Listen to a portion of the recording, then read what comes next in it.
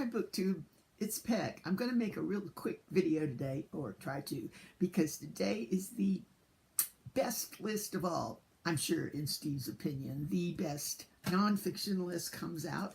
And right after I finish this video, I'm going to go down to the library, the big library, not the local one, and wait for the list to come out and race around and get the books. I don't have any left on my hold list, so I can't hold them. So I might as well just get them. I do have 10 left on my max checkout list for them. I can't wait to see what's on this one. And I've determined there's another person in my library system that is following his list, because there's been times when I check at home and a book that I want is in the library, and I go to the library and it's gone. Now, I mean, go figure who check out some weird book like was on his worst nonfiction list just at the moment that I wanted it. Anyway, so I plan to be there today and scarf up all these best nonfictions and start reading them and talking about them. Anyway, well, let's get back. Yesterday, in fact, I did look, after I finished my video, at the best, Steve's best fiction list, and I'm so pleased with Steve. These were great books. 4 of them I actually own, and 5 I have read, and they were all winners in my sight. I've yet to have an argument with Steve, but I'll let you know if something comes up I don't agree with. Okay, first of all, I want to talk about that list, and the one I was so pleased to see on the list. I didn't realize another person in the world loved this book as much as I did. I think it was around the middle of his list, but it was Will Self's Phone. Can you see that phone? I became aware of this list, a book, when it was on the Goldsmith Prize list last year, 2017. And as we've talked about, the Goldsmith deals with kind of experimental, non-conventional novels. And I picked it up and read this and loved it. Steve mentions that it is a little difficult, and there are parts, but it's actually got 2 main story threads winding through it. One is an aging psychiatrist, a Dr. Busner, and he's actually, well, I'll tell you in a minute, there are 2 books before this. And they're both about him. They're all about him. But in this one, he's developing a bit of dementia and has a phone, iPhone that he's not quite sure how to handle. So that story's running through it. There's also a spy, English spy, very dark professional spy, who's carrying on an affair, secret affair with a high officer, male, in the army, and the 2 stories just interlope. I mean, you'll be reading one and you don't realize it's gone over to the other story.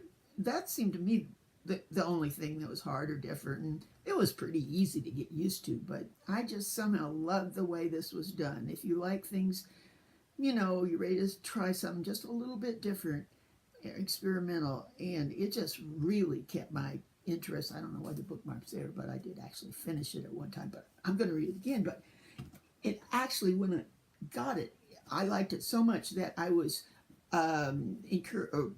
led me to buying his 2 books that were before this, prequels, I guess you'd say, and that are about the same psychiatrist. The first one was Umbrella, that actually dealt with the psychiatric hospital that he worked at.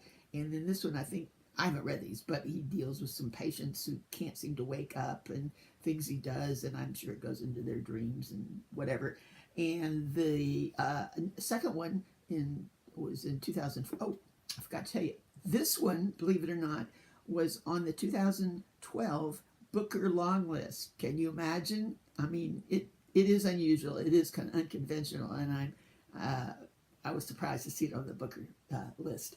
Okay, well, didn't get on the short list. Okay, the second one was Shark, and this has to do with the same psychiatrist, and he actually, it seems like, I think, takes some LSD with his patients as an experiment and leaves there. So I'm really looking forward to these also.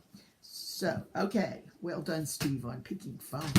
Okay, let's get on to some of the others. This one, it was on the historical fiction list. Jake Tapper's Hellfire Club. If Jake Tapper sounds familiar, he's the CNN correspondent, Washington correspondent, and actually has is on or has several of the current affairs TV shows. So he's well versed in the Washington scene. But this one deals with Washington in the early 1950s. And as I've always said, I like historical novels that give me real people, and I learn about real people from them. And this one has a new young congressman who goes in and sees all the sleaze and corruption that's going on in Congress. And we have actual characters: Richard Nixon when he was vice president, Eisenhower, John and Bobby Kennedy. I mean, it was just really fun to read about them in real life, what they were doing in the early 1950s. And it does come off with a great surprise ending. And I have to give you a little hint. It's got a scene with a, what do you call it, baby monitor, one of the first, and he writes in the back, there were baby monitors back then, but one of the first in the history. The baby monitor has a place in the last grand finale scene, solving the mystery. Okay, it's interesting how these books kind of come together. In this one towards the first, someone was characterized as having the build of Rocky Marciano. Now, I vaguely heard of Rocky Marciano, but wouldn't you know, that is on this book about him called Unbeaten, was about Rocky Marciano, was on Steve's biography list. On the introduction to the list, that's not good. Is this better? Whew, gotta loot. It's so early in the morning, it's dark out, I have to use lights. Okay, Steve mentions that, what am I saying? Oh, the biographies which he likes, he's surprised this year because it had a lot of figures he didn't think he'd be interested in, and they came out really good. There's one on Tiger Woods, there was one on Bruce Lee. Steve credits it to the writing. The way they're done is just so good. And I could learn about people that I had no idea what they were. Anyway, Rocky Marciano was a great boxer, unbeaten record, was in his height there in the early 50s, height of fame, I should say. He actually was a kind of short from what I read here, short legs, short arms, but I guess a tremendous body. And he had this punch, what do they call it? Anyway, this special punch that nobody could beat or defend or whatever. And I guess he was from an Italian immigrant family and was quite honorable in a very dishonorable profession, which boxing was back then. So this was quite interesting, and it was interesting to read the two that took place in the same time frame. Okay, we're getting on to Steve's worst fiction of the year. I could only do one of these a day, but I thought I'd show you this one, My Struggle. And this is the 6th. Look how long it is. It's over 1,000 pages. And this is the 6th in a series by this Norwegian man. It's translated. Carl, where is it? It doesn't even have his name on the oh, there it is. Carl Nausgaard. Now, they're kind of memoirs. And I read the first one. The first one wasn't too bad. It talked about his younger life and his family. And it was okay, and it wasn't so long, but as I understand, each one gets longer. And what did Steve call this? This is the last one, over 1,000 pages.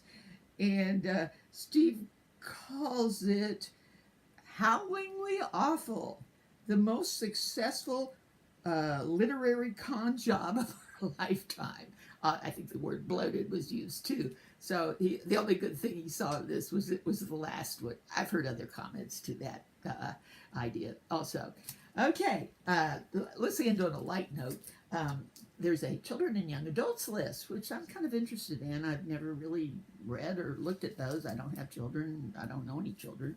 But this one is obviously for the young child, called The Bad Seed by Jory John. It's really fun. There is a kind of seed, pumpkin seed, and he's born, and he's a bad guy. He does things, he lies about pointless stuff. He cuts in line every time.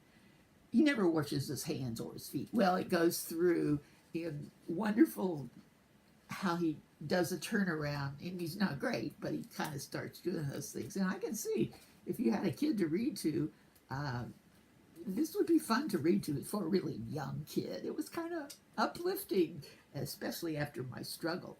Okay, I'm headed to the library to wait for his nonfiction list to come out. So, see you tomorrow. Bye.